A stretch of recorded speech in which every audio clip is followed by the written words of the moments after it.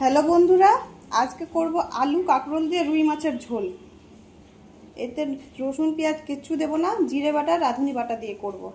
দেখুন, তার জন্য নিয়ে নিয়েছি আলু মিডিয়াম সাইজের দুটো, 4টে কাঁকরোল ঠিক এইভাবে কেটে নিতে হবে। আলু আর কাঁকরোলের মতো করে কেটে নিয়েছি। আর নিয়েছি 4 পিস রুই মাছ। এখন রুই মাছগুলো লবণ হলুদ মাখিয়ে ভেজে নেব। এই থালার মধ্যে মাখবো, তার জন্য এই থালায় নিয়ে নিলাম। দিয়ে দিচ্ছি লবণ মাছের গায়ে, দিয়ে দিলাম পরিমাণ মতো লবণ, যতটা লাগবে ঠিক পরিমাণ মতো দিয়ে দেবো হলুদ।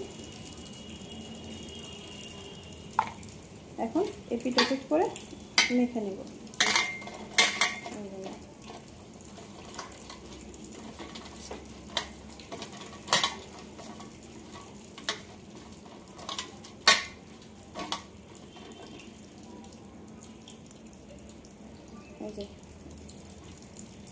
কত সুন্দর করে মেখে নিলাম। এখন ভেজে নেব।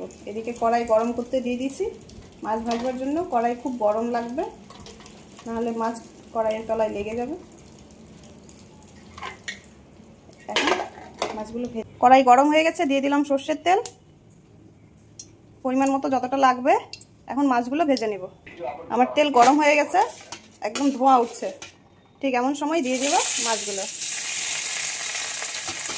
প্রত্যেকটা মাছ এইভাবে দিয়ে ভেজে নেব।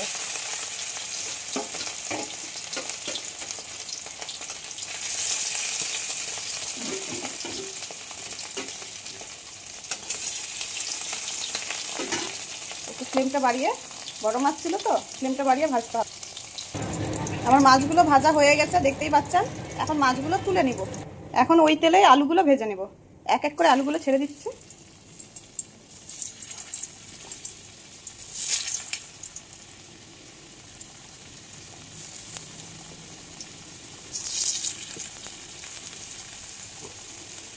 ঠিক ওইভাবে লাল লাল করে ভেজে নেব আলুগুলো।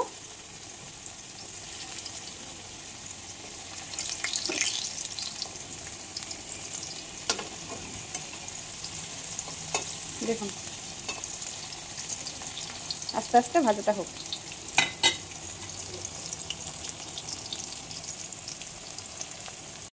দেখুন বন্ধুরা, আমার আলুগুলো ভাজা হয়ে গেছে। এখন আলুগুলো তুলে নেব।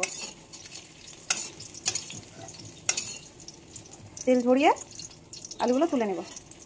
এখন ওই তেলেই কাঁকরোলগুলো ভেজে নেব। এক এক করে কাঁকরোলগুলো ছেড়ে দিচ্ছি। দেখুন,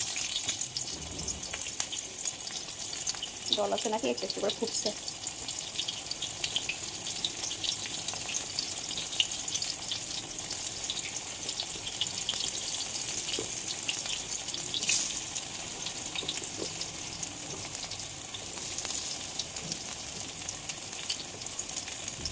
এই যে সমস্ত কাঁকরোল দেওয়া হয়ে গেল। এখন ঢেকে ঢেকে লাল লাল করে ভেজে নেব। দেখুন,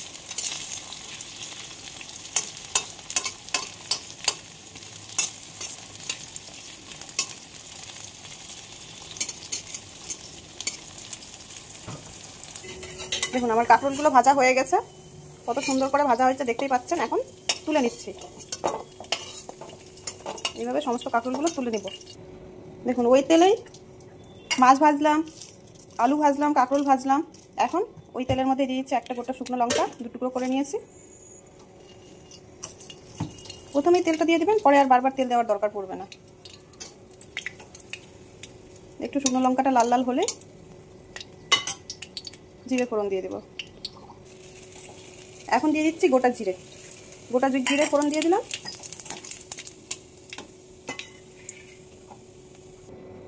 এই যে জিরে আর শুকনো লঙ্কা বেটে নিয়েছি, এই যে বাটা মশলাটা দিয়ে দিলাম।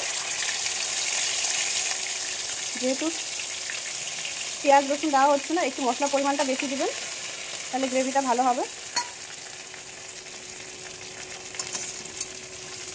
এখন মশলাটা সুন্দর করে কষে নেব। এখন দিয়ে দিচ্ছি হলুদ, স্বাদ মতো লবণ। ঠিক এইভাবে কষিয়ে নিতে হবে।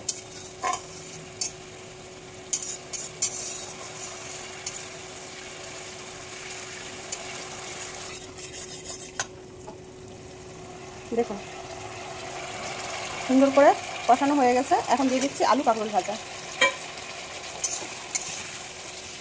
আলু দিয়ে আর কাঁকরোল দিয়ে মশলাটা সুন্দর করে কষিয়ে নিতে হবে যেন ভালোভাবে লেগে যায় আলু কাঁকরোলের গায়ে। আপনারা কে কে খেয়েছেন এই রেসিপিটা কমেন্টে জানাবেন।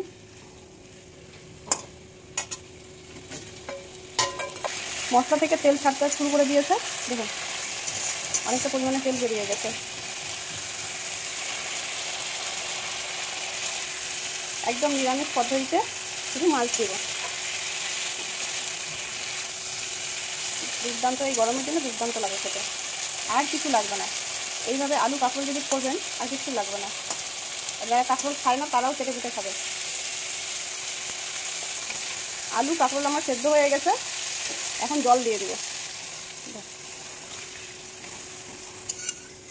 পরিমাণ মতো জল দিয়ে দিলাম, এখন ঢেকে দিব।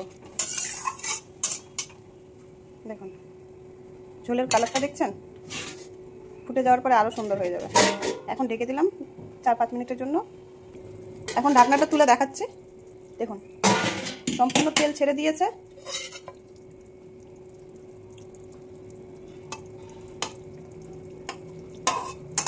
দেখতে পাচ্ছেন আলু কাঁকরোল দুটোই সেদ্ধ হয়ে গেছে। ঠিক এমন সময় ভেজে রাখা মাছগুলো দিয়ে দেবো। এক এক করে মাছ ভাজাগুলো দিয়ে দিচ্ছি। আপনারা যে কোনো মাছের সাথে এই তরকারিটা করতে পারবেন, রুই মাছ, কাতলা মাছ, আর মাছ, ট্যাংরা মাছ।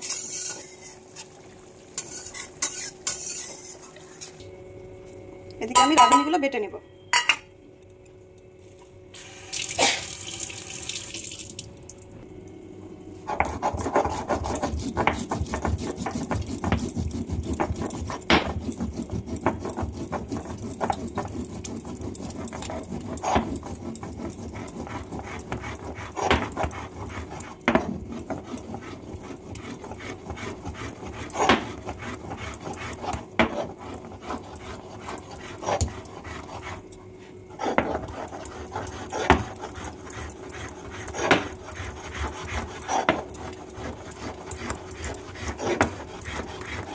আমার বাটা হয়ে গেল রাঁধুনি, তুলে নিব। ঢাকনাটা তুলে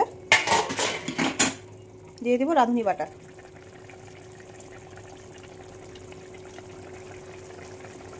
রাঁধুনি বাটা দেওয়ার পর একটা দুর্দান্ত সেন্ট বেরোয়, দেখুন কি সুন্দর সেন্ট। এখনই ছড়িয়ে গেল গোটা বাড়ি।